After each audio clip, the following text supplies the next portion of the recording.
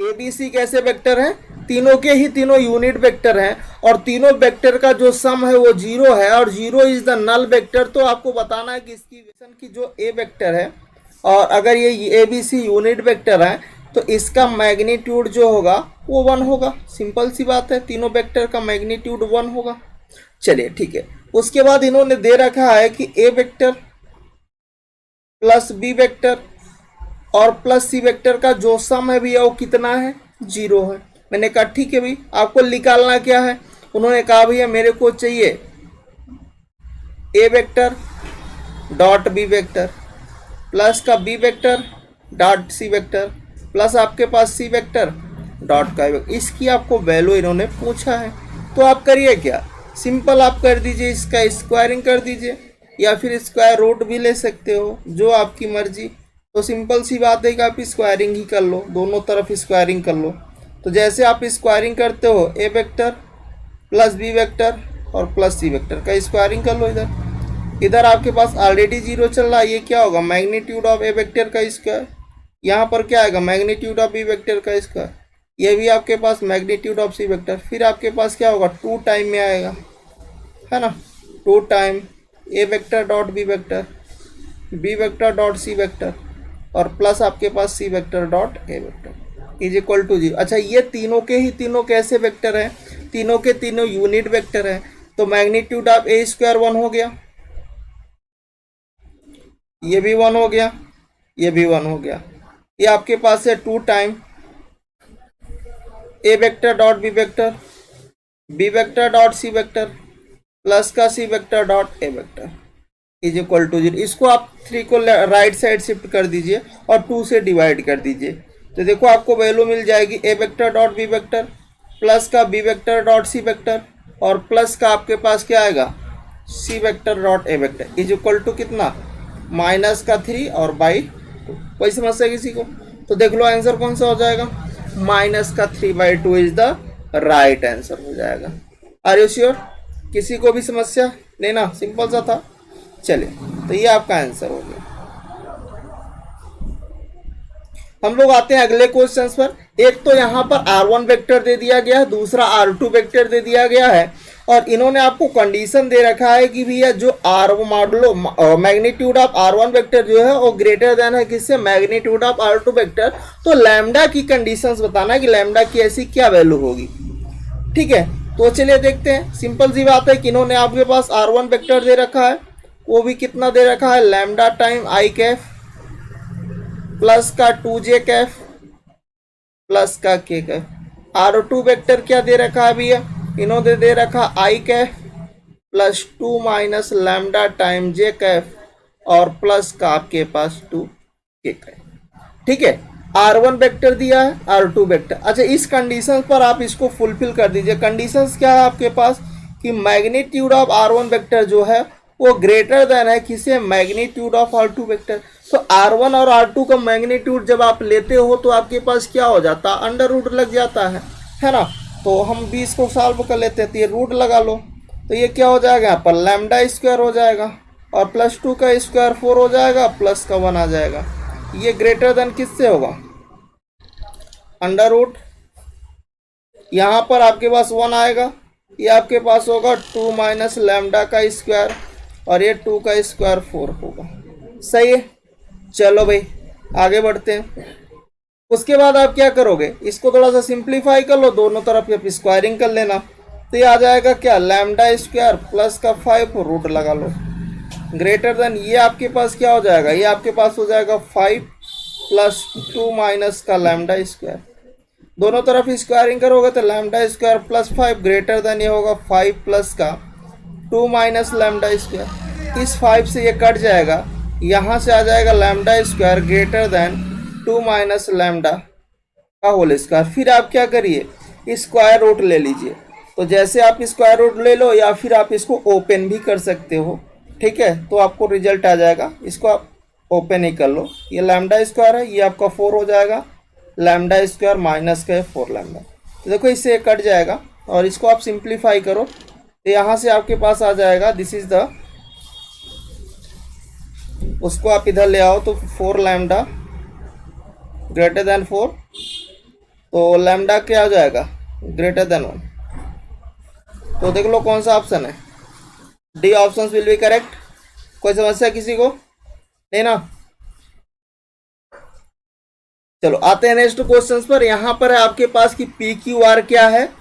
P Q R जो है are the mid point of the side of A B B C और C A के, ये क्या है, P Q R mid point है। देखो इसको आप ए ले लो, इसको ले लो, ए बी सी, ठीक है। अच्छा ए का, ए बी का जो मिड पॉइंट है वो पी है। अच्छा बी सी का जो मिड पॉइंट है वो क्यू है, और ए सी का जो मिड पॉइंट है वो आर है, ठीक है। अच्छा उसके बाद इन्होंने क्या दे रखा है, A P on Q, A P and Q उसके क्या है, पोजीशन वेक्टर। पोजीशन वेक्टर का मतलब इधर कहीं पर ओ पॉइंट होगा, ओ के अराउंड ही तो हम लोग पोजीशन वेक्टर देखेंगे। तो अगर इसको इससे हम लोग मैच कराएं,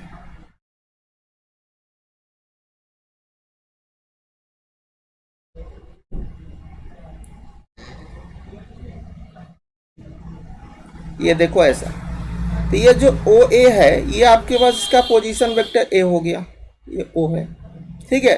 और उसके बाद देखो ओ पी, इसको आप मैच करा दो,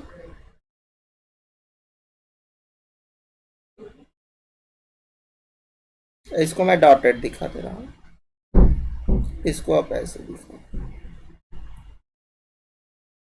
ये ठीक है। तो इसका ए हो गया, और इसका देखिए पोजीशन वेक्टर आपके पास क्या है, पी है, इसका हो जाएगा, और इसका आपके पास पोजीशन वेक्टर क्या हो जाएगा, क्यू, ठीक है। समझ में आ रहा। चलो अब इसको सॉल्व करते हैं हम लोग। हमने क्या किया, यहां पर चूंकि हमारे पास इसके तीन पोजीशन वेक्टर थे ए पी एंड क्यू, तो हम क्या करते हैं, बी का नहीं पता है, सी का भी नहीं पता है, और मेरे को आर का भी नहीं पता है। तो इन तीनों का मैं अपने से पोजीशन वेक्टर ले लेता हूं कि लेट द पोजीशन वेक्टर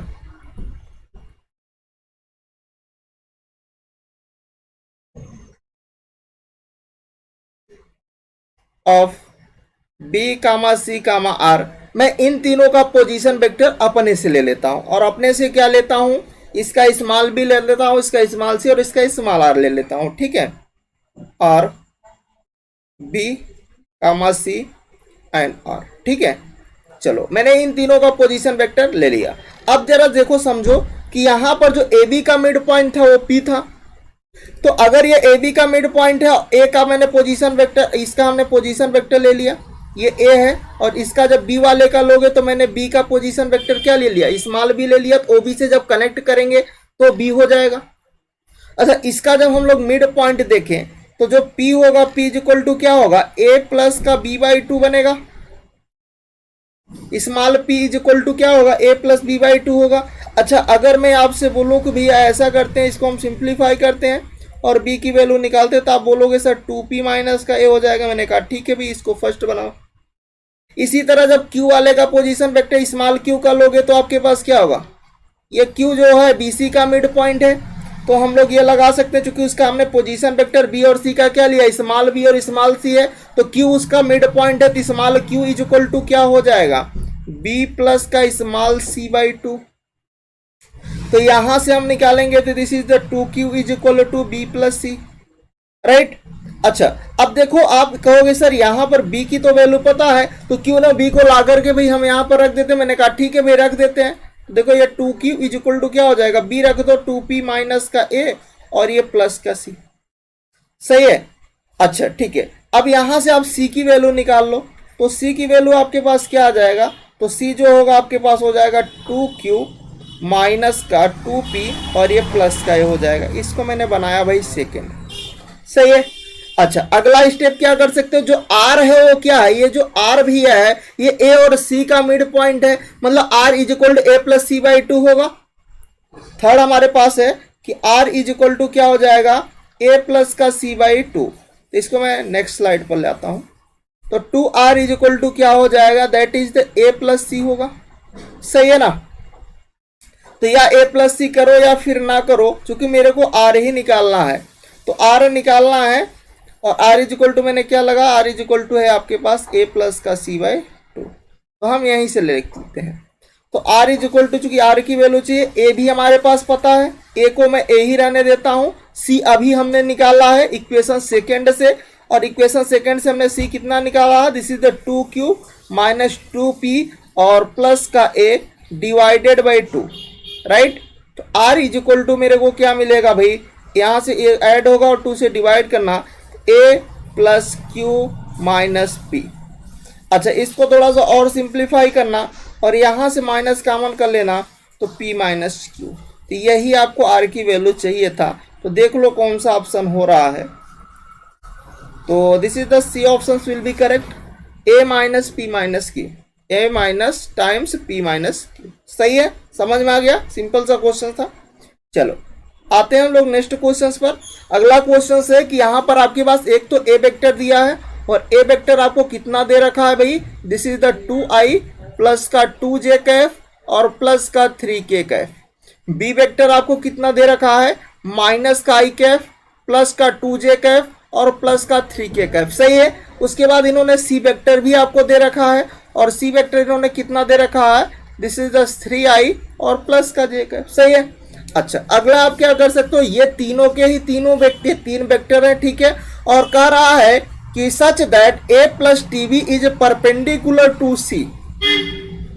तो सबसे पहले निकालो कि a प्लस टीबी क्या होगा, a प्लस टीबी क्या होगा, क्योंकि ये कंडीशन है कि ये जो है, ये जो आपके पास a प्लस टीबी निकालोगे तो यहाँ से एक वेक्टर आएगा, नया वेक्टर, और वो जो वेक्टर होगा वो सी वेक्टर पर परपेंडिकुलर है। अच्छा, ये जो वेक्टर है a प्लस टीबी से कोई वेक्टर आएगा, मान लीजिए कोई डी वेक्टर आ रहा होगा और वो सी वेक्टर पर परपेंडिकुलर है, तो उन दोनों का डॉट प्रोडक्ट जो होगा वो क्या होगा, 0 होगा, और यहाँ से आपको क्या मिलेगी, टी की वैल्यू।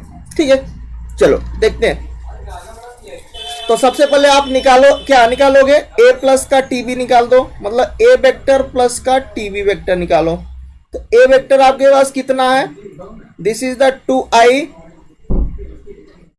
प्लस का 2j प्लस का 3k कैप, राइट, और plus t times b vector कितना है भाई, माइनस का i कैप प्लस का 2j कैप और प्लस का 3k कैप। सही है, समझ में आ रहा है। थोड़ा सा सिंप्लीफाई करो, आई का आई के साथ कर लो, जे को जे के साथ एक ही में कर लो, और के को कलेक्शन के साथ कर लो, मतलब आई को एक साथ कर लो, जे को एक साथ कर लो, के को एक साथ कर लो। ठीक है, चलो, तो आई को एक साथ अगर करते हो तो ये 2 माइनस का टी टाइम्स आई हो जाएगा। सही है ना। उसके बाद यहाँ पर क्या होगा, प्लस यहाँ पर आएगा 2 माइनस का 2t जे हो जाएगा, जे कैफ, और यहाँ से क्या आएगा 3 और प्लस का 3t के कैफ। ये तो आ गया क्या, ए वेक्टर प्लस का टीवी वेक्टर। अच्छा, ये जो वेक्टर है ए वेक्टर प्लस का टीवी वेक्टर, ये परपेंडिकुलर है किस पर, सी वेक्टर पर। तो अगर ये सी वेक्टर पर परपेंडिकुलर है, इसका डॉट प्रोडक्ट 0 हो रहा होगा, मतलब है कि ए वेक्टर प्लस का टीबी वेक्टर का अगर हम लोग डॉट प्रोडक्ट करते हैं सी वेक्टर के साथ, तो हमें क्या रिजल्ट देगा, 0 देगा। रख लो भाई, क्या निकाले हो, 2 माइनस का टी आई कैफ प्लस का 2 माइनस का 2t जे कैफ प्लस का 3 प्लस 3t के कैफ इज इक्वल टू, अभी इज इक्वल टू नहीं लगाना है, क्यों, क्योंकि अभी सी वाला तो बचा ही है, सी के साथ आपको क्या करना है, डॉट करना है। तो यहाँ डॉट लगाया। सी वेक्टर आपका कितना है, दिस इज द 3i और प्लस का जे, के वाला नहीं है तो के को मैं 0 इंटू के कैफ लिख देता हूँ, इज इक्वल टू 0। सही है, चलो कर लो मल्टीप्लाई भी, डॉट प्रोडक्ट है तो आई के साथ 1 होगा, जे का जे के साथ 1 होगा, के का के साथ करने पर 1 होता, बाकी के सारे क्या हो जाते हैं, 0 हो जाते हैं। सही है ना। तो यहाँ पर क्या आएगा, 2 माइनस का टी हो जाएगा और टाइम्स 3 आ जाएगा। ठीक है, और प्लस का जे वाले का करना तो यहाँ पर आएगा 2 माइनस का 2t, और के वाले का करना तो वो 0 ही हो जाएगा, इज इक्वल टू 0। अब आप इसको कर लो सिंप्लीफाई, तो सिंप्लीफाई करते हो तो देखो ये 6 माइनस का 3t और प्लस का 2 माइनस का 2t इज इक्वल टू 0। तो यहां से आएगा 8। एक मिनट यहां पर देख लो, कहीं पर मिस्टेक है। 6 माइनस 3t। अच्छा, ये वाला आपका प्लस होना चाहिए, इसको चेक कर लेना, ये प्लस है, ठीक है, प्लस आएगा। अब यहां से 8 हो गया और इसको इधर ले जाओगे तो 80 दे देगा। तो t की वैल्यू कितनी? 8। तो A option will be correct. कोई समस्या किसी को? नहीं ना? आगे बढ़ सकते हैं। चलो हम लोग आते हैं अगले क्वेश्चंस पर। और अगला क्वेश्चन है कि यहाँ पर कि इन्होंने दे रखा है कि ए वेक्टर प्लस का बी वेक्टर और प्लस का सी वेक्टर, वो क्या उसका जो सम है वो आपको 0 दे रखा है। और क्या दे रखा है इन्होंने आपको दे रखा है कि मैग्नीट्यूड ऑफ ए वेक्टर वो आपका 3 है, मैग्नीट्यूड ऑफ बी वेक्टर वो आपका 5 है, और मैग्नीट्यूड ऑफ सी वेक्टर जो है वो आपका 7 है। तो पूछा जा रहा है कि ए और बी के बीच का एंगल क्या होगा। ठीक है, तो इस क्वेश्चन को करेंगे कैसे? तो देखो सिंपल सा क्वेश्चन है कि हम यहाँ पर ऐसा कर सकते हैं कि देखिए गिवन क्या है आपके पास। जो गिवन है वो आपको ये दे रखा है कि ए वेक्टर प्लस का बी वेक्टर और प्लस का सी वेक्टर, इसका सम क्या है? 0 है। तो अगर मैं ऐसा करता हूँ कि सी वेक्टर को मैं राइट साइड से पे कर देता हूँ, तो ये हो जाएगा ए वेक्टर प्लस का B vector is equal to minus का सी वेक्टर। और फिर हम क्या करते हैं, इसका स्क्वायरिंग कर लेते हैं। तो स्क्वायरिंग करोगे तो भाई A vector plus B vector का whole square is equal to minus का सी वेक्टर का होल स्क्वायर। सही है ना? अच्छा, स्क्वायरिंग करोगे तो आएगा क्या रिजल्ट? ये हो जाएगा आपके पास magnitude of A vector square, ये होगा magnitude of B vector square, minus का प्लस का आएगा क्योंकि ये बीच में प्लस है, ये होगा 2 times A vector dot B vector. अच्छा, चूंकि हमें थीटा निकालना है तो अभी एक बार लिख लीजिए ऐसे ही और फिर अभी देखते हैं आगे। ये आपके पास होगा मैग्नीट्यूड ऑफ सी वेक्टर का square. A vector B vector C vector आपको पता है, मैग्नीट्यूड ऑफ ए वेक्टर तो 3 का स्क्वायर 9, ये आपके पास बी वेक्टर 5 का स्क्वायर 25। इसको हम लिख लेते हैं क्या? Magnitude of A vector magnitude of B vector cos theta is equal to यहाँ पर सी कितना? 7 का स्क्वायर। सही है। चलो, good evening each and everyone. ठीक है, तो इसको सॉल्व करो तो ये आपके पास 34, ये आपके पास कितना? 2 time magnitude of A 3, magnitude of B 5, cos theta 49, ये हो गया आपके पास 30 cos theta is equal to 49 minus का 34। सिंप्लीफाई कर लो भाई, 30 कॉस थीटा बराबर कितना? 15, और theta cos theta 1/2, theta 5/3 is the right answer. कौन सा ऑप्शन? A option. सही है ना? सिंपल है। चलो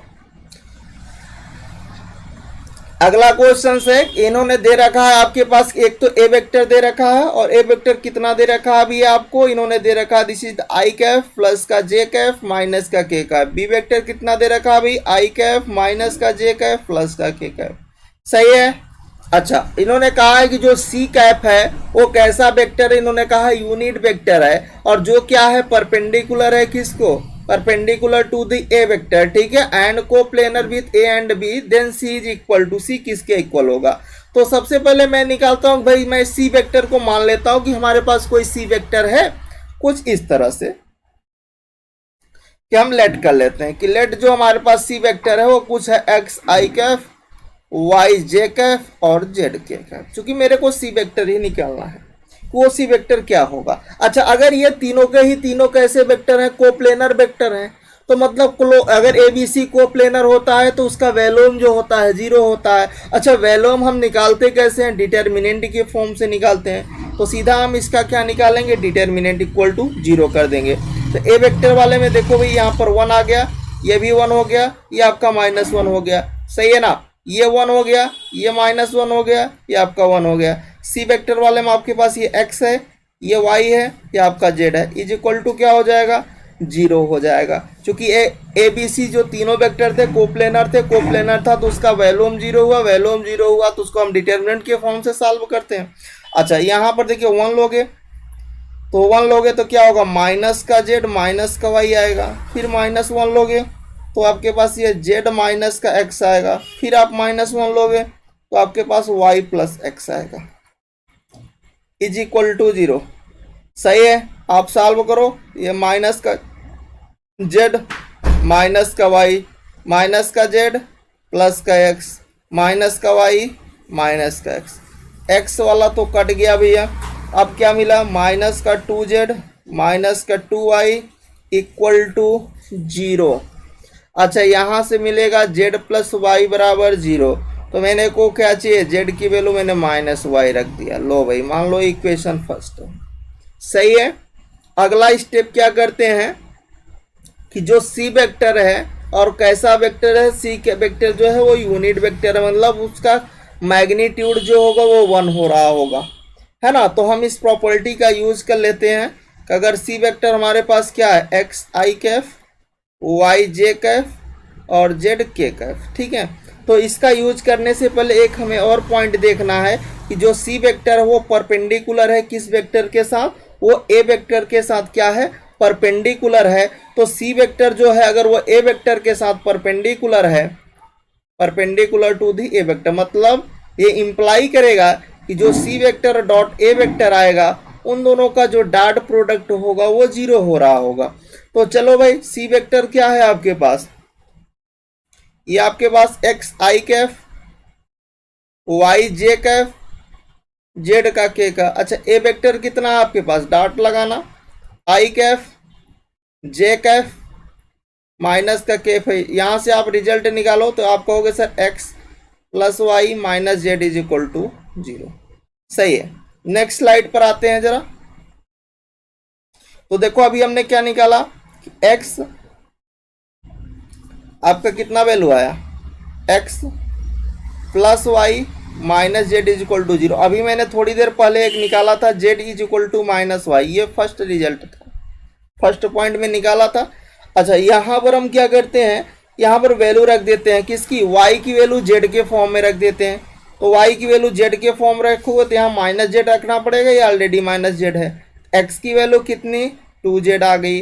अच्छा सी वेक्टर को हमने माना क्या था, सी वेक्टर को जो हमने लिया था वो हमारे पास था एक्स आई कैफ, वाई जे कैफ और जेड के कैफ है। अच्छा x सारे के सारे वैल्यू हमने z के फॉर्म में कन्वर्ट कर दिया, देखो x है ना। अच्छा एक्स आई को यहाँ पर देखिए x इज इक्वल टू क्या होगा, x की वैल्यू हमने 2z निकाला तो x के स्थान पे आप 2z रख दीजिए, 2z आई कैफ। y की वैल्यू z के फॉर्म में रख दो और एक z ऑलरेडी से है ना। तो यहाँ पर कितना हो जाएगा, माइनस का z जे कैफ और ये होगा z के कैफ। अगर मैं यहाँ से z को कॉमन कर लेता हूँ तो भाई अगर आप z को कॉमन करते हो तो ये 2i माइनस का जे कैफ और प्लस का के कैफ बनेगा, this is the C vector. सही है। अच्छा अगला हमारे पास है कि नेक्स्ट पॉइंट हम ऐसा कर सकते हैं, इन दोनों का क्या ले लेते हैं, मॉडुलस ले लेते हैं, इन दोनों का मैग्नीट्यूड ले लेते हैं। तो जैसे आप सी वेक्टर का मैग्नीट्यूड लोगे, चूंकि वो यूनिट वेक्टर था उसका मैग्नीट्यूड कितना हो जाएगा, 1 हो जाएगा। और जेड का लोगे तो जेड का तो सिंपल सा जेड ही रहेगा, ठीक है। तो यहाँ से देखो इसका लोगे तो रूट लग जाएगा, तो ये होगा 4, ये होगा 1 और ये होगा 1, तो इसका 1 होगा और यहाँ से आएगा रूट का 6 डिवाइड कर देना तो आपको मिलेगी जेड की वैल्यू। अच्छा जब जेड मिल गया तो जेड की वैल्यू उठा के यहाँ पर रख दो तो सी वेक्टर तो मिल जाएगा ना। तो सी वेक्टर आपके पास क्या हो गया, जेड अपॉन बाई रूट 6 रख दो तो क्या आ गया आपके पास, 2i कैफ माइनस का जे कैफ और प्लस का के कैफ। यही आपको वैल्यू निकालना था, वो सी वेक्टर क्या होगा। तो देख लो आपका ऑप्शन कौन सा सही हो रहा है। तो ऑप्शन आपका डी करेक्ट दिख रहा है, 1/√6 2i माइनस जे प्लस के कैफ। समझ रहे हो भैया। हमने क्या किया, चूंकि ए बी सी तीनों कैसे थे, इन्होंने कहा कोप्लेनर है तो भाई मैंने क्या, उसका वैल्यूम 0 होगा फिर उसको डिटर्मिनेंट के फॉर्म से सॉल्व किया, एक हमारे पास इक्वेशन बनी। मैंने कहा ठीक है, सेकंड कंडीशन इन्होंने दे रखा था कि जो सी वेक्टर है भैया वो ए के साथ क्या है, परपेंडिकुलर है, तो डॉट प्रोडक्ट जीरो किया, दूसरा रिजल्ट मिला। फिर हमने क्या किया, उन दोनों की वैल्यू सी वेक्टर पे रख दिया, और फिर उन्होंने कहा था कि जो सी कैप है वो यूनिट वेक्टर है, तो अगर वो यूनिट वेक्टर है सी वेक्टर तो उसका मैग्नीट्यूड 1 आ रहा होगा। मैंने उसको 1 कर दिया, तो वहां से जेड की वैल्यू निकली, जेड को उठा करके रख दिया इक्वेशन में और हमें सी वेक्टर मिल गया। ठीक है ना।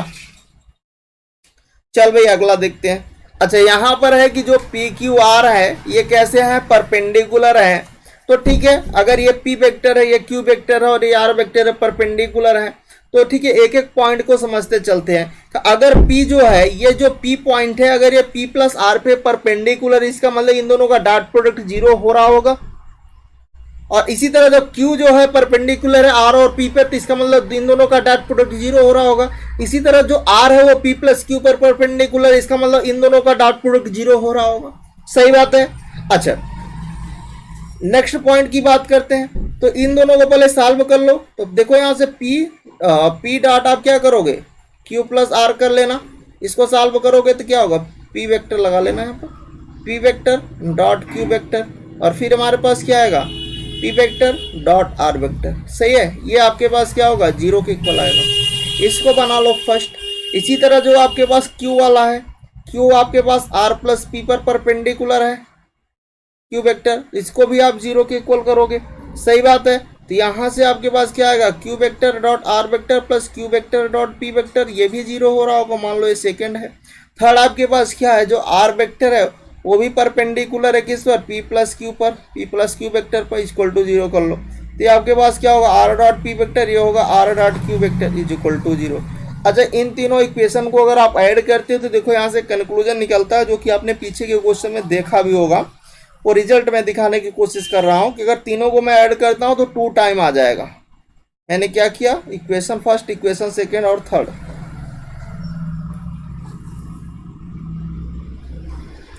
First equation plus second equation plus third equation को हमने ऐड कर दिया। जैसे ऐड करूंगा तो मेरे को 2 टाइम क्या मिलेगा, P dot Q, P vector dot Q vector, Q vector dot R vector और R vector dot P vector मेरे को मिलेगा is equal to zero. Right side तीनों का जीरो है, जीरो ही रहेगा। अच्छा इसको चाहो तो यहीं पर इक्वेशन इसको फोर्थ बना के छोड़ दो। अब जरा देखो यहाँ पर आ जाओ। फिर अगला स्टेप इन्होंने क्या दे रखा, इन्होंने दे रखा कि मैग्नीट्यूड ऑफ P वेक्टर जो प्लस Q वेक्टर जो है वो आपके पास कितना है, 6 है। सही है। अच्छा मैग्नीट्यूड ऑफ जो P vector plus Q vector का जो मैग्नीट्यूड है, अगर मैं इसको सॉल्व करूं, इसका मैं क्या करता हूं, स्क्वायरिंग कर लेता हूं। तो अगर मैं स्क्वायरिंग करूंगा तो हो जाएगा मैग्नीट्यूड ऑफ P वेक्टर का square magnitude of Q vector का स्क्वायर, और यहाँ पर आपके पास आ जाएगा 2 times P vector dot Q vector is equal to 6 का स्क्वायर 36। सही है, मैंने क्या किया है, स्क्वायरिंग कर लिया है। तो इसको मैं लिख सकता हूँ P स्क्वायर, मैग्नीट्यूड से हटा के आप P स्क्वायर लिख सकते हो, इसको आप Q स्क्वायर लिख सकते हो, इसको मैं ऐसे ही रख देता हूँ 2 magnitude 2 P vector dot Q vector is equal to 36। मान लो ये इक्वेशन फर्स्ट है। सही, इसी तरह सेकेंड इक्वेशन को आप ट्राई कर लो। तो देखो ये आपके पास क्या है, Q vector dot R vector है, magnitude of Q vector dot R vector 4√3 है, इसका भी स्क्वायरिंग कर लेना। तो मैग्नीट्यूड ऑफ Q वेक्टर का square magnitude of R vector का square plus 2 time Q vector dot R vector, और ये 4 का स्क्वायर 16 48 आ जाएगा। सही है। अच्छा ये मान लीजिए फिफ्थ इक्वेशन थी तो ये 6 वाला बन जाएगा। एक इक्वेशन और बनेगी, इसको आप एक लाइन और लिख लो।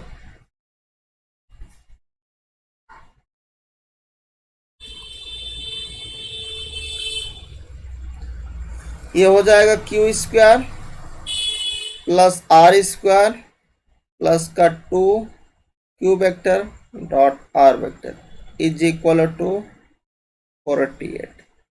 This is the 6th equation. सही है, एक इक्वेशन और बना लो इस वाले से। तो इसको मैं डायरेक्ट लिख सकता हूँ magnitude of R vector plus का P vector is equal to 4। Squaring करना तो यहाँ से आ जाएगा this is the magnitude of R vector square magnitude of P vector square.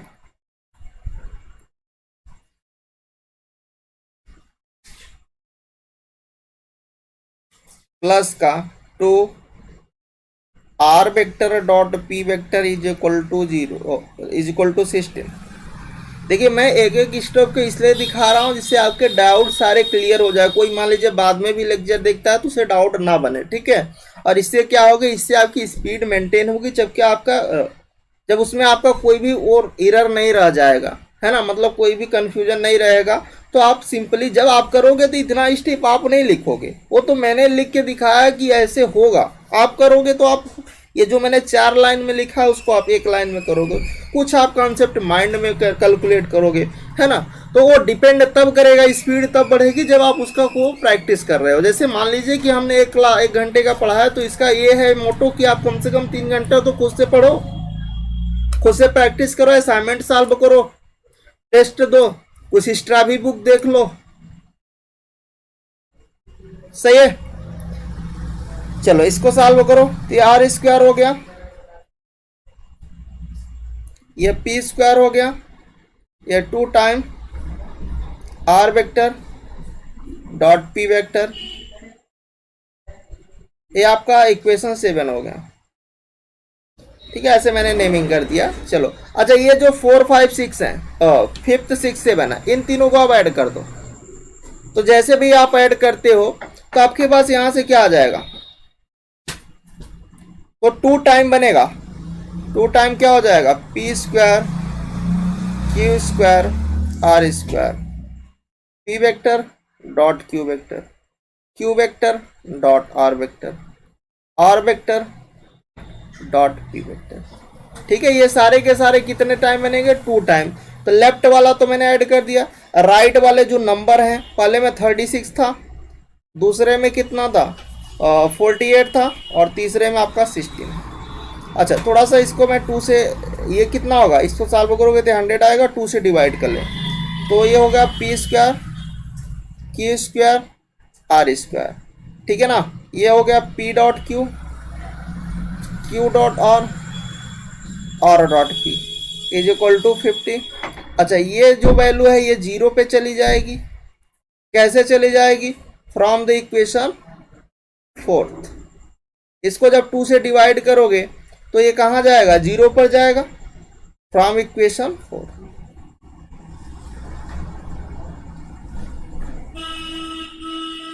सही है। तो आपके पास जो रिजल्ट बचा वो क्या आ गया आपके पास, P square plus Q square plus R square is equal to 15। इसको मैं क्या लिख सकता हूँ, तो P vector Q vector R vector का whole square is equal to 15, क्योंकि जब आप इसको ओपन करोगे तो 2 टाइम आएगा, 2 time P dot Q, Q dot P, are dot P, तो उसकी वैल्यू तो ऑलरेडी 0 थी, तो जैसे रखोगे तो यही रिजल्ट देगा, तो उसमें कोई चेंज नहीं होगा, ठीक है। ये इस पर्टिकुलर केस के लिए है यहाँ पर, ठीक है। जब आपके पास इसकी वैल्यू 0 हो रही है तब ऐसा हम कर सकते हैं, क्योंकि जब आप इसको ओपन करोगे तो क्या होता है, ए प्लस बी प्लस सी का जब आप होल स्क्वायर करते हो तो बेसिकली क्या होता है, ए square B square C square. अगर वो वेक्टर फॉर्म में ए बी सी तो क्या होगा, A square B square C square 2 time A dot B, B dot C, C dot A. अच्छा उसकी वैल्यू अगर 0 है तो आप क्या लिख सकते हो, उसके मैग्नीट्यूड का होल स्क्वायर इक्वल टू 50। अच्छा स्क्वायर रूट ले लो तो यहाँ पर क्या मिलेगा, पी वेक्टर क्यू वेक्टर और जो आर वेक्टर होगा वो कितना होगा, ये होगा आपके पास 5√2। तो यही आंसर था 5√2। तो देख लो भाई, ये ऑप्शन इज द करेक्ट। कोई समस्या किसी को नहीं ना।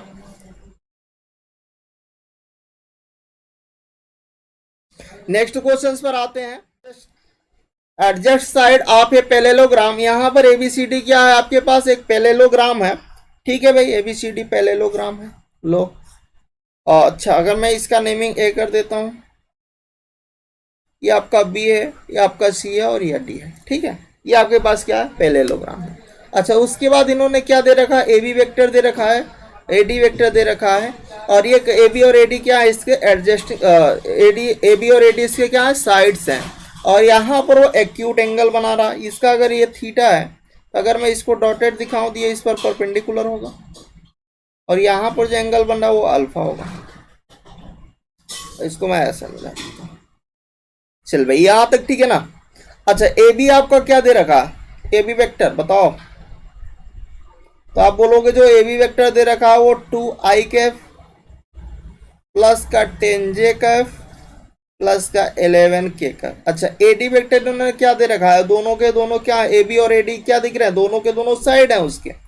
ये है आपके पास -i कैफ प्लस का 2j कैफ और यह है आपके पास 2k कैफ। उसके बाद क्या है कि the side A D is rotated bye an acute angle. अगर मैं इसको अल्फा एंगल से रोटेट कर देता हूं ए डी साइड को, A D side is rotated from the acute angle alpha in the plane of the parallelogram so the A D becomes A dash D.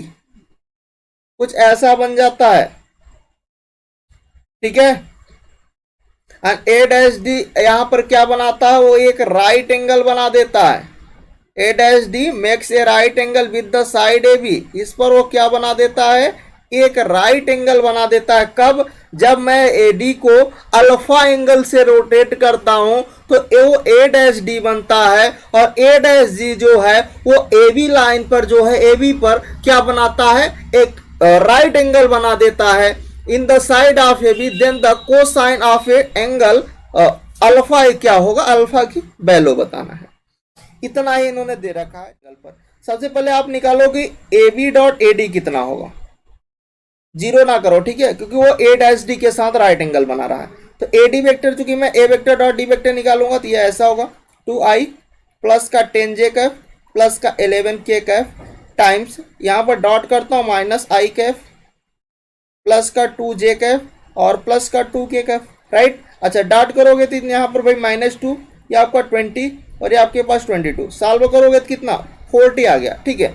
अच्छा इन दोनों का अगर हम लोग क्या ले लेते हैं, मैग्नीट्यूड निकाल देते हैं। मैग्नीट्यूड क्या बताएगा, उसकी लेंथ को रिप्रेजेंट करता है। अच्छा ठीक है, तो अगर मैं ए बी वेक्टर निकालता हूं तो भाई ए बी वेक्टर का मैग्नीट्यूड ले लो, magnitude of A B vector. तो कितना हो जाएगा, ये यहां से आएगा ये 4, ये हो गया 100 और ये हो गया 121। सॉल्व करोगे तो कितना 2 to 5, 2 to 5 मतलब 15, सही है ना। चल भाई आगे देखो, ए डी वेक्टर कितना है, ए डी वेक्टर का मैग्नीट्यूड ले लो। तो यहाँ पर -1 का 1 हो गया, 2 का 4 हो गया और 2 का 4 हो गया, ये हो गया भाई 3, ठीक है। उसके बाद आप क्या कर सकते हो, चूंकि हमें क्या चाहिए, हमें cos थीटा निकालना है, तो हम क्या करते हैं, हमें थीटा चाहिए सबसे पहले, तो थीटा निकालते हैं। अच्छा थीटा निकालोगे कैसे, तो थीटा निकालने के लिए cos थीटा वाला फॉर्मूला लगा दो। क्या होता है, A vector dot B vector upon magnitude of A vector magnitude of B vector. चूंकि मेरे को थीटा चाहिए और थीटा मिलेगा तभी मेरा काम होगा, अल्फा निकलेगा। तो पहले थीटा निकाल भाई, फिर अल्फा निकालेंगे। तो थीटा कितना हो जाएगा, ए बी वेक्टर डॉट का A D vector divided by magnitude of A B vector magnitude of A D vector. सही है, किसी को समस्या भाई नहीं ना। अब वैल्यू रख दो, ए बी वेक्टर आपने जो था आपके पास, A B vector A D vector का डॉट प्रोडक्ट आपने किया था वो 40 आया था। Magnitude of A B vector आपने 50 निकाला और ए डी वेक्टर आपका कितना 3। तो ये आपके पास हो गया 40/45, है ना। कट कर लेना भाई, यहाँ से कितना रिजल्ट देगा, ये 9 होगा, ये 8 हो जाएगा, 8/9। ये आपको cos थीटा आ गया, है ना। अच्छा ये बताओ कि चूंकि जब वो एडी को हमने रोटेट किया अल्फा एंगल पर तो वो राइट एंगल बना रहा था, मतलब थीटा प्लस अल्फा का जो सम आ रहा है वो 90 आ रहा है, ये है, सही है। अच्छा अगर मैं दोनों तरफ इसको ऐसा कर दूं कि theta is equal to 90 minus alpha और दोनों तरफ मैं कास ऑपरेट कर देता हूं तो ये हो जाएगा, या फिर आप ऐसा बोल दो थीटा की वैल्यू ना रख करके आप अल्फा निकाल लो तो आपको अल्फा मिल जाएगा। ऐसे मान लीजिए मैंने अल्फा रखा तो ये क्या होगा 90 माइनस थीटा हो जाएगा। दोनों तरफ आप cos अल्फा ले लो तो cos अल्फा क्या हो जाएगा, यहाँ पर cos 90 माइनस थीटा हो जाएगा और ये कितना बनाएगा, ये आपको साइन थीटा दे देगा। अच्छा मतलब जो साइन थीटा की वैल्यू होगी वही cos अल्फा की वैल्यू हो जाएगी, है ना। तो साइन थीटा कैसे निकालोगे, रूट में 1 माइनस का कॉस स्क्वायर थीटा है ना। अच्छा कास आपने निकाल रखा है, रख दो 1 माइनस का 64/81, यहाँ से 81 माइनस का 64/9 हो जाएगा, ये रूट लगेगा, है ना। यहाँ से कितना, रूट का 17/9, सही है। तो आपके पास देख लो कौन सा ऑप्शन आ रहा है, कॉस थीटा कॉस अल्फा की वैल्यू आपको, क्योंकि वहां पर कोसाइन अल्फा निकालना था, कोसाइन अल्फा की वैल्यू निकालना था, तो ये आपका हो गया, कॉस अल्फा निकालना था। समझ में आ गया ना, आगे बढ़े।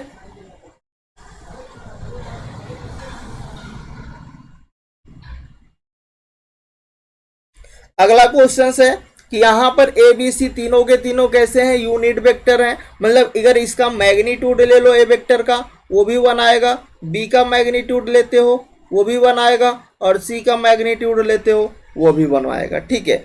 इसके बाद इस पर हम लोग आते हैं जो कि ये कंडीशन को सेटिस्फाइड कर रहा है कि A vector minus B vector का whole square, magnitude of A vector minus B vector का होल स्क्वायर, और प्लस का magnitude of B vector minus C vector का होल स्क्वायर, प्लस का magnitude of C vector minus A vector का whole square. ये किसके equal है भैया, ये 9 के इक्वल है। अगर मैं इसको ओपन करता हूँ थोड़ी देर के लिए तो यहाँ पर क्या हो जाएगा, ये magnitude of A vector square, magnitude of B vector square, और यहाँ पर चूंकि थीटा पता नहीं तो थीटा के फॉर्म में इसको कन्वर्ट नहीं करेंगे, ये 2 times A vector dot B vector, इसको करेंगे तो ये होगा magnitude of B vector square plus का magnitude of C vector square minus का 2 times B vector dot C vector, फिर हम लोग इसको करेंगे तो magnitude of C vector square plus का ए वेक्टर स्क्वायर, सही है, माइनस का 2 times C vector dot A vector is equal to 9।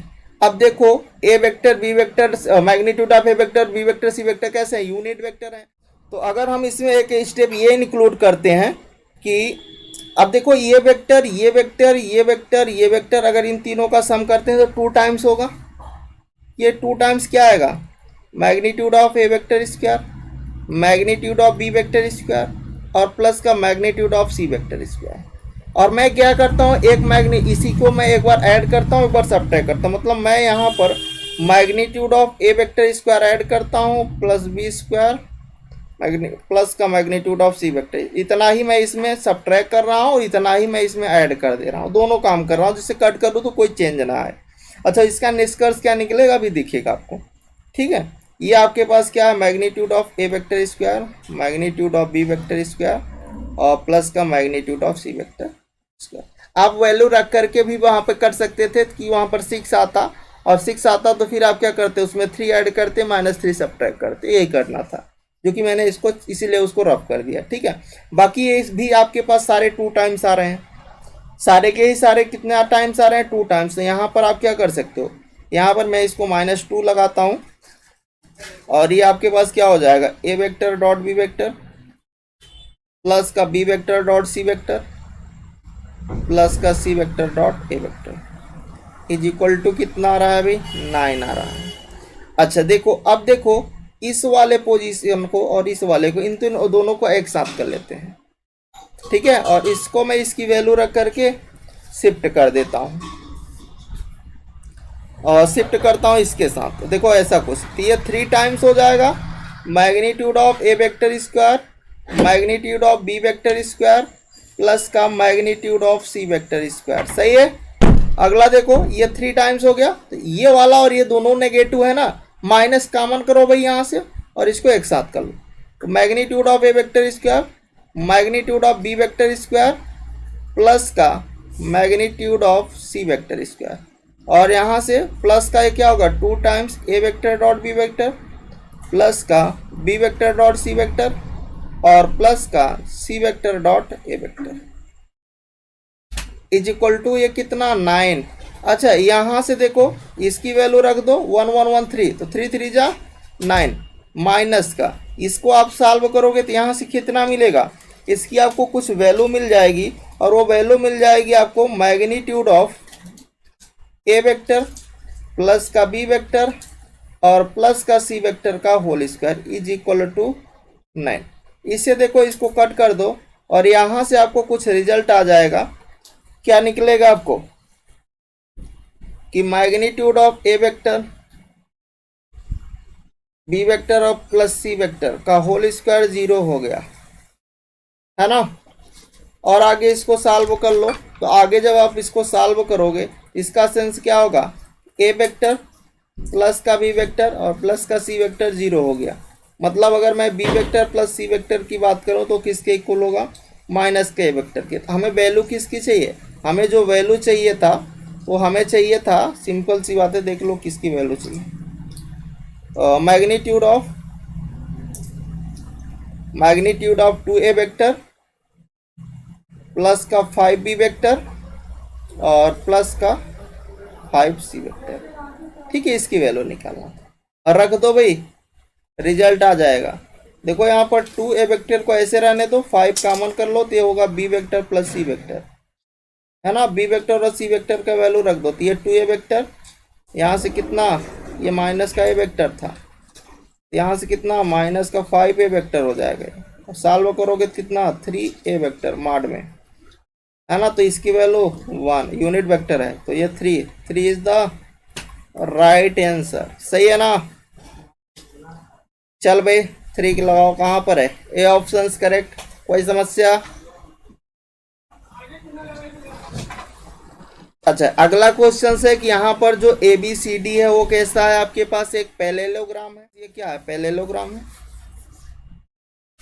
ये आपका ए है, ये आपका बी है, ये आपका सी है, ये आपका डी है।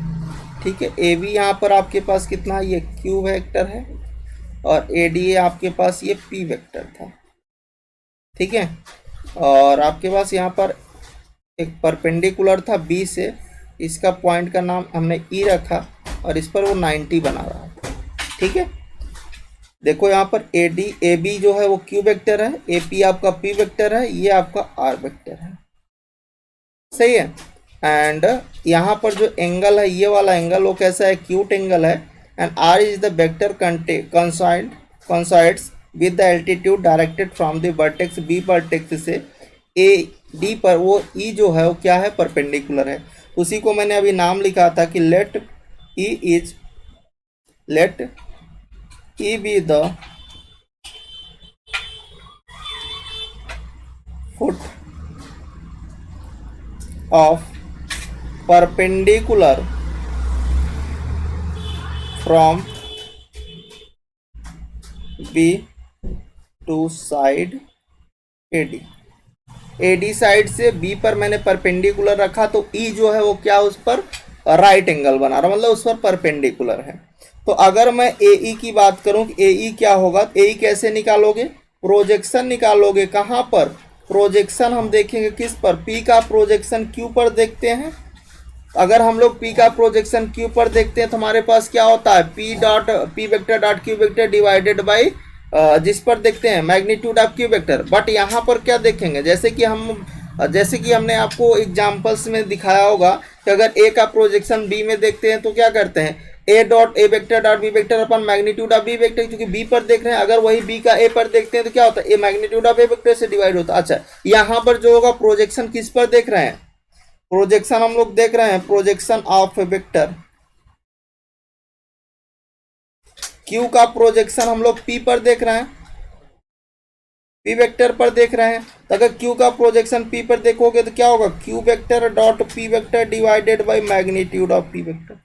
सही है, ये तो A ही हो गया। अगर मैं इसको वेक्टर फॉर्म में देखो, वेक्टर फॉर्म में अगर मैं इसको लिखूं तो वेक्टर फॉर्म में क्या होगा, जो AE होगा, AE वेक्टर।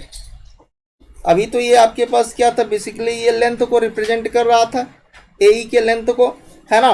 अच्छा, अगर मैं इसको वेक्टर के फॉर्म में लिखूं तो वेक्टर के फॉर्म में इसका प्रोजेक्शन का फार्मूला क्या हो जाएगा, वहां पर जो भी लेंथ आती है उसके साथ उसका डायरेक्शन इंक्लूड होता है, तो वही वेक्टर फॉर्म में आ जाता है। Vector AE of length AE। ठीक है, तो अब की बार क्या होगा, चूंकि हमारे पास क्या चाहिए, मैग्नीट्यूड ऑफ AE, मतलब मैग्नीट्यूड से क्या लेंथ को रिप्रेजेंट करेगा। मैग्नीट्यूड ऑफ ए ई, और यहाँ पर क्या होगा, जो भी उसका लेंथ होगा और उसका डायरेक्शन उसमें इंक्लूड कर देना, तो मतलब ए ई कैप ले लेना, है ना। ए ई कैप या ए ई लिख सकते हो, ठीक है। ए ई अगर आप मान लीजिए, ए ई यहाँ पर किस पर रिप्रेजेंट कर रहा है, ए ई जो रिप्रेजेंट कर रहा है आपका यहाँ पर देखिए, एक हमें डायरेक्शन चाहिए और एक हमें लेंथ चाहिए, ठीक है। तो vector along A E of a length A E, ठीक है। तो अगर मैं इसको वेक्टर फॉर्म में लिखूं तो देखो अभी मैंने ए ई जो निकाला था ये बेसिकली क्या था, उसका मैग्नीट्यूड ही था, इसको कैप लगा सकते हो, ऐसा कर सकते हो। इसके मैग्नीट्यूड, चूंकि मैग्नीट्यूड जो होता है वो लेंथ को रिप्रेजेंट करता है, इसके स्थान पर क्या आ जाएगा, Q vector dot P vector upon में पी वेक्टर, ठीक है, ये आ गया। अच्छा अगर इसका आप क्या ले लो, यहाँ पर ले रहे हो डायरेक्शन, तो इसका डायरेक्शन क्या है, पी है, तो पी कैफ आएगा। तो जब पी कैफ आपके पास आएगा तो पी कैफ, आप पी कैफ को पी कैफ ही रहने दे सकते हो, ये आपके पास क्या आएगा, पी कैफ आ जाएगा, सही है ना। तो देख लो, इसके बाद हम लोग क्या करते हैं, यहाँ पर हम लोग प्रॉपर्टी लगा देते हैं। कौन सी प्रॉपर्टी लगाते हैं, ट्रायंगल वाली प्रॉपर्टी अप्लाई कर देते हैं। यहाँ तक आप इसको अब छोड़ दीजिए, हम लोग ट्रायंगल लॉ पर आ जाते हैं। क्योंकि अगर मान लो ए बी और हम लोग ए बी और प्लस बी ई का सम करें तो मेरे को ए ई मिलेगा। ट्रायंगल लॉ किस में देख रहे हो, इन अ ट्रायंगल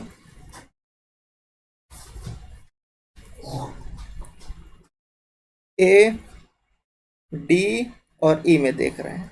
तो देखो अगर मैं ए बी वेक्टर प्लस का बी ई वेक्टर का सम करूंगा तो मेरे को क्या मिलेगा, ए ई वेक्टर मिलेगा, सही है, ठीक है। तो देखो ए बी वेक्टर जो था वो आपके पास क्या था, क्यू वेक्टर था, ये आपके पास क्या था, ये आपका आर वेक्टर था।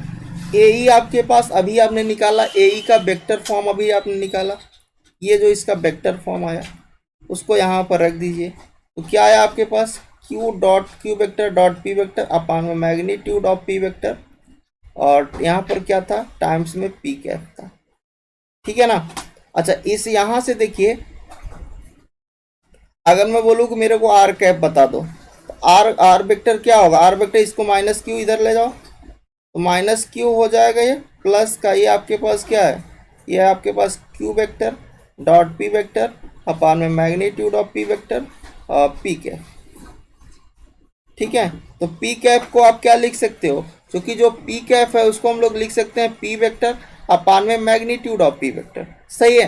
तो अगर मैं इसको चेंज करूं कि R vector is equal to क्या हो जाएगा, माइनस का क्यू वेक्टर और प्लस का ये हो जाएगा Q vector dot P vector upon में मैग्नीट्यूड ऑफ पी वेक्टर का स्क्वायर, और यहाँ पर आपके पास कितना आ जाएगा, इधर आ जाएगा आपके पास पी वेक्टर, सही है। अच्छा यही आपका आंसर हो गया। तो देख लो कौन सा ऑप्शन हो रहा है, तो मे भी शायद बी ऑप्शन हो रहा होगा। तो देखो R vector is equal to minus Q P Q upon, इसको देखिए पी वेक्टर को मैग्नीट्यूड ऑफ पी वेक्टर लिख सकते हो, टाइम्स पी वेक्टर, ठीक है। तो बी ऑप्शन सही है। नेक्स्ट क्वेश्चन पर आते हैं।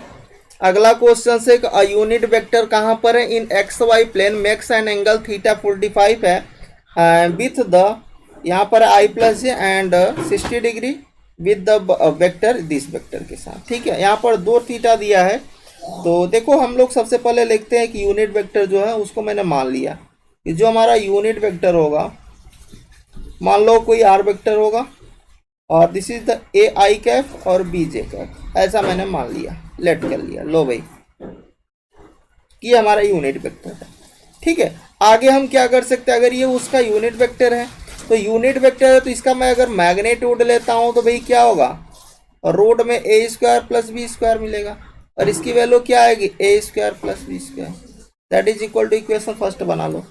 अच्छा अगला स्टेप आप क्या कर सकते हो कि जो ये यूनिट वेक्टर है इस वेक्टर के साथ वो 45 का एंगल बना रहा है, ठीक है ना। मतलब जो ये आर वेक्टर है वो इस वेक्टर के साथ क्या कर रहा है, आई प्लस जे कैप के साथ, फर्स्ट वाले वेक्टर के साथ इस वेक्टर के साथ 45 बना रहा है।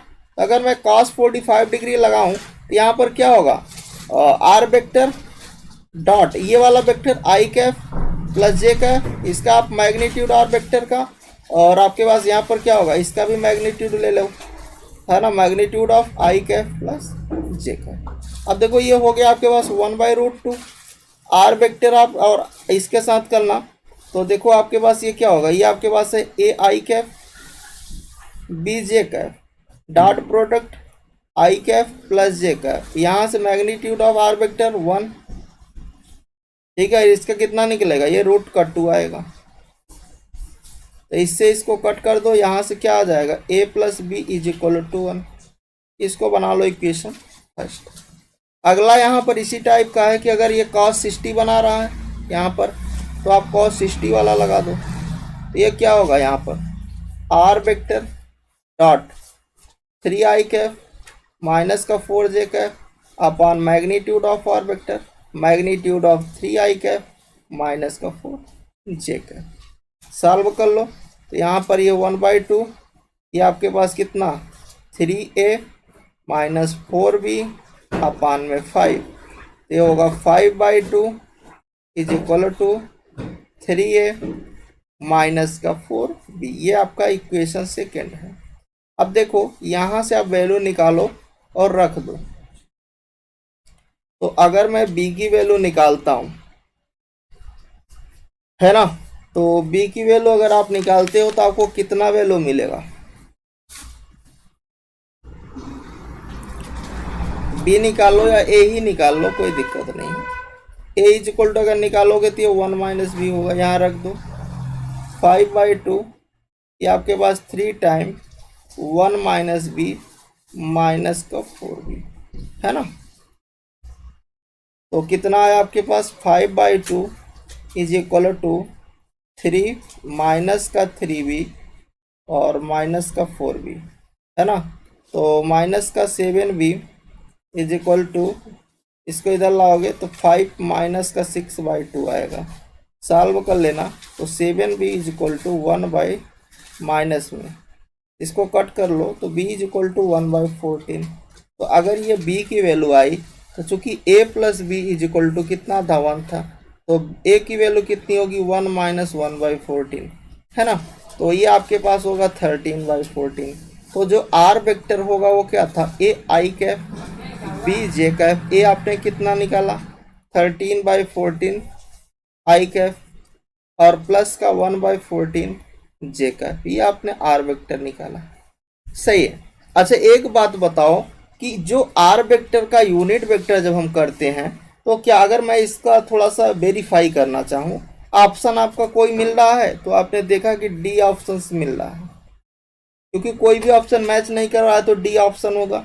अच्छा डी क्यों हो रहा है, क्योंकि अगर मैं इसका मैग्नीट्यूड लेता हूँ, अगर आप इसका मैग्नीट्यूड लेते हो तो क्या होता है, रोड में ये होगा 169, है ना, और 1/14 आप दोनों में से कॉमन कर लेना, ये 14 का स्क्वायर ही रहने दो, यहाँ पर 1/14 का स्क्वायर, दोनों से जब आप कॉमन करोगे तो ये 1/14 निकलेगा, यहाँ 169 प्लस 1 आएगा, है ना, और ये आएगा 1/14 रूट का 107। तो क्या इसका मैग्नीट्यूड 1 आ रहा है, तो क्या कभी भी 1 रूट का 170 अपान 14 के इक्वल हो रहा है, नहीं हो रहा है। बट क्या 1 के इक्वल होना चाहिए था ना, अगर वो 1 के इक्वल होता, ये ठीक है आपने नहीं चेक करना है, ठीक है, बट अगर आप चेक करते हो, क्या ऐसा कोई आपको वेक्टर शो करेगा यूनिट वेक्टर जो उसके साथ 45 बनाए और अगले के साथ 60 बनाए, तो कोई शो ही नहीं कर रहा है। क्यों नहीं कर रहा है, क्योंकि यहाँ पर आपको फेल कर जा रहा है, क्योंकि अगर मैं उसका मैग्नीट्यूड लेता हूँ तो कि वो यूनिट वेक्टर है, आपने कहा ना कि आप उस यूनिट वेक्टर को बताइए कि जो उसके साथ 45 बनाए और अगले के साथ 60। मैंने कहा ठीक है भाई मैं ट्राई करता हूँ, फिर मैंने आर वेक्टर एक निकाला और फिर जब मैंने उसका मैग्नीट्यूड लिया, चूंकि वो यूनिट वेक्टर था 1 आना चाहिए था, अगर लेफ्ट में 1 आ रहा है तो राइट भी तो 1 आना चाहिए था, बट जब मैंने चेक किया तो 1 मेरे को नहीं मिला। इसका मतलब ऐसा कोई भी वेक्टर एग्जिस्ट नहीं करेगा, इसलिए आपका डी ऑप्शन हो रहा था। क्योंकि आप उतने पर भी छोड़ देते तो कोई दिक्कत नहीं थी, बट हमने आपको दिखाया कि क्यों नहीं हो रहा है। चलिए ठीक है, अगला क्वेश्चन पर आते हैं कि यहां पर आपके पास magnitude of A vector magnitude of B vector is equal to 1 है, और एक कंडीशन है कि magnitude of A vector plus B vector जो √3 है, सही है। आगे हम इसमें क्या कर सकते हैं, मेरे को वैल्यू चाहिए था किसकी भाई, 3a वेक्टर माइनस का 4b वेक्टर, फिर मैंने डॉट लगाया किसके साथ, 2a वेक्टर 5b वेक्टर के साथ, है ना। इसको आप कर लो सिंप्लीफाई, तो कितना आता है भाई 3, ये हो जाएगा magnitude of a vector square, और इसका इसके साथ करना तो ये होगा प्लस का 15 a vector dot b vector, फिर ये होगा माइनस का 8 b vector dot a vector, और ये होगा माइनस का 20 magnitude of b vector square. चल भाई रख दे वैल्यू, ये 6 हो जाएगा, यहाँ पर 1 हो जाएगा, ये आपके पास 15 और a vector dot b vector, ये माइनस का 8 b vector dot a vector, ये आपके पास माइनस का 20, है ना। अब जरा देखो इसमें से इसको माइनस कर लेना, क्योंकि ये कैसे कम्यूटेटिव लॉ फॉलो करते हैं, तो b dot a dot b के इक्वल ही होता है। तो आपके पास ये कितना 7 हो जाएगा, 7 a vector dot b vector आ रहा है, और यहाँ से इसको जब आप माइनस करोगे तो कितना माइनस का 14। अच्छा अब देखो a vector dot b vector नहीं पता है ना, इस कंडीशन का यूज कर लो थर्ड वाले का, इसको आप ओपन करो, जरा ओपन करो और आपको यहाँ से रिजल्ट दे देगा। तो इसको ओपन करोगे तो क्या होगा, रूट का मैग्नीट्यूड का a स्क्वायर मैग्नीट्यूड का b स्क्वायर और 2 time a vector dot b vector is equal to कितना, रूट का 3। स्क्वायरिंग कर लेना चाहो तो दोनों तरफ जब स्क्वायरिंग करोगे तो ये 1 ये 1, ये आपके पास 2 a vector dot b vector is equal to 3। तो यहाँ से आपको रिजल्ट दे देगा ना कितना, a vector dot b vector is equal to that is ये 1/2, यहाँ पर ला के रख दो 7 इंटू 1/2 माइनस का 14, सॉल्व कर लेना भाई, 7 माइनस का 28/2 माइनस का 21/2 is the right answer, B options will be correct. सही है ना, कोई समस्या किसी को नहीं।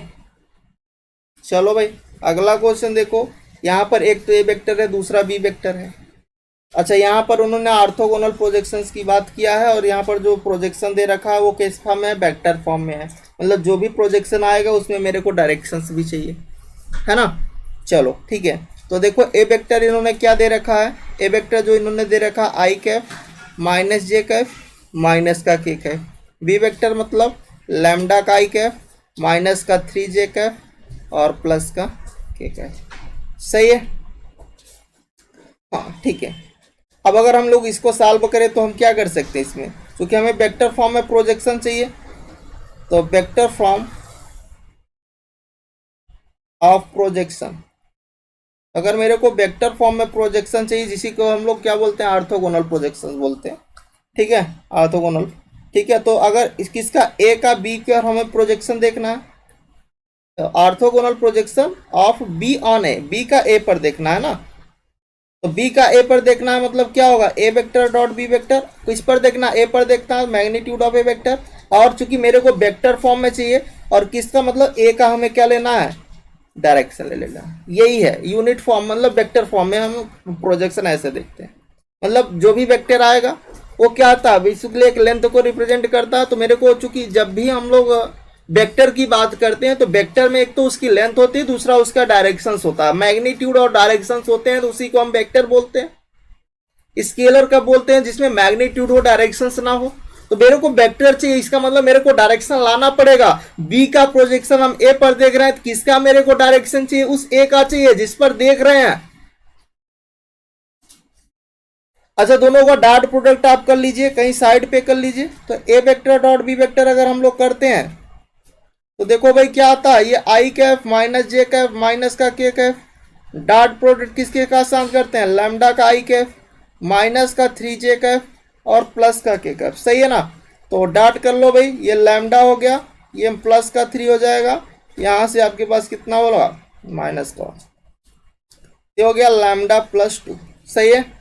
अच्छा ए का मैग्नीट्यूड निकाल लो ए वेक्टर का, तो मैग्नीट्यूड ऑफ ए वेक्टर कितना, this is the 1 + 1 + 1 that is √3, है ना। रख दो वैल्यू, तो वैल्यू रखोगे तो आपके पास कितना देगा ये।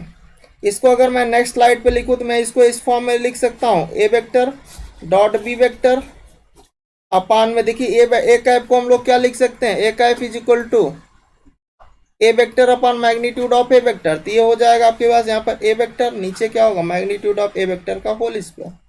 सही है, इस वाले वैल्यू पर रखो। ये हो गया लैम्डा प्लस 2। ए वेक्टर आपका कितना है, ए वेक्टर जो है उसके साथ आप लिख दीजिए वैल्यू को, और ए वेक्टर जो है आपका this is the I Kaif minus का जे कैफ माइनस का के कैफ अपान में यहाँ पर देखिए √3 है तो 3 हो जाएगा। ये किसके इक्वल है, यहाँ पर वैल्यू दे रखा है 4/3 आई कैफ माइनस जे कैफ माइनस के कैफ, ये इन्होंने दे रखा था इसकी वैल्यू। देखो इससे इसको कट कर देते हैं, इससे इसको कट करते हैं, आपको वैल्यू क्या मिलेगी, lambda plus 2 is equal to 4, लैम्डा की वैल्यू 2, तो 2 इज द राइट आंसर। सही है ना। चलो भाई नेक्स्ट क्वेश्चन देखो, यहाँ पर 3 कंडीशन है एक ही साथ लिखी हुई है। पहला है कि अगर मेरे को क्या चाहिए, मेरे को ए वेक्टर चाहिए, तो भैया मान लो कोई ए वेक्टर हमारे पास क्या है, this is the A1 I cap ले लो, A2 जे कैप ले लो, A3 के कैप ले लो। ये हमारे पास कोई मैंने ऐसा ले लिया ए वेक्टर, ए का आई के साथ डॉट प्रोडक्ट कर दो, ए वेक्टर डॉट आई कैप करोगे तो आपको कितना मिला, 1 के इक्वल आ रहा है। एक तो इसके इक्वल होगा, फिर इसको इसके इक्वल करना, फिर इसको इसके, 3 बार केस बनेगी यहाँ पर, एक ही साथ लिखा है। तो देखो यहाँ से क्या मिलेगा, A1 आई कैफ, A2 जे कैफ और A3 के कैफ, डॉट प्रोडक्ट किसके साथ, आई कैफ का साथ सेम होगा तभी 1 देगा, मतलब A1 इज इक्वल टू 1। एक तो यहाँ से मिल गया। अभी मेरे को A2 और A3 की वैल्यू चाहिए, सेकेंड और थर्ड कंडीशन ले लो, ए vector dot 2i plus J Kaif मेरे को कितना है 1, ए वेक्टर मेरे को क्या लिया A1 आई कैफ, A2 जे कैफ और A3 के कैफ, डॉट प्रोडक्ट करता हूँ किसके साथ, 2i cap plus J cap is equal to 1। यहाँ से क्या मिलेगा, 2A1 और प्लस का A2 is equal to 1। A1 की वैल्यू चाहो तो रख दो, तो यहाँ पर 1 रखोगे तो होगा 2 into 1 plus A2 is equal to 1। A2 की वैल्यू कितनी, -1। देख भाई 2 मिल गया, A1 मिल गया, A2 मिल गया, भाई मेरे को A3 और चाहिए एक, A3 चाहिए। थर्ड कंडीशन को ले लो, ए vector dot I cap J Kaif 3 K Kaif, कितने के इक्वल, 1 के इक्वल। ये क्या है, A1 आई कैफ, A2 जे कैफ, A3 के कैफ, डॉट प्रोडक्ट किसके साथ, I cap J cap plus का 3 K cap is equal to 1।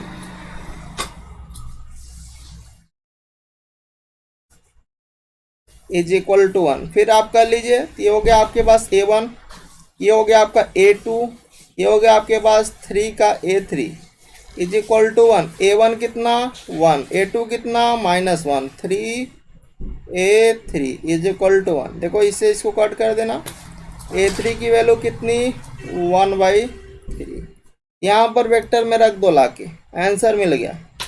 ठीक है, तो ये क्या हो गया, ये आपके पास था आई कैफ हो जाएगा, ये माइनस जे कैफ होगा, ये 1/3 के कैफ होगा। यही था ए वेक्टर, बट इस फॉर्म में मेरे को आंसर नहीं दिख रहा, तो 1/3 को कॉमन कर ले भाई। तो जब 1/3 को कॉमन करेगा तो इन दोनों में मल्टीप्लाई एलसीएम हो जाएगा, तो ये 3i कैफ होगा, ये -3j कैफ होगा और ये प्लस का के कैफ बनेगा। अब देखो आंसर हो सकता है मिल रहा हो, और ये वाला डी वाला है ना, 3i कैफ -3j कैफ 1/3, तो D option will be correct. तो आज के लेक्चर्स को हम लोग यहीं पर ओवर करते हैं और फिर मिलेंगे इसके आगे नेक्स्ट।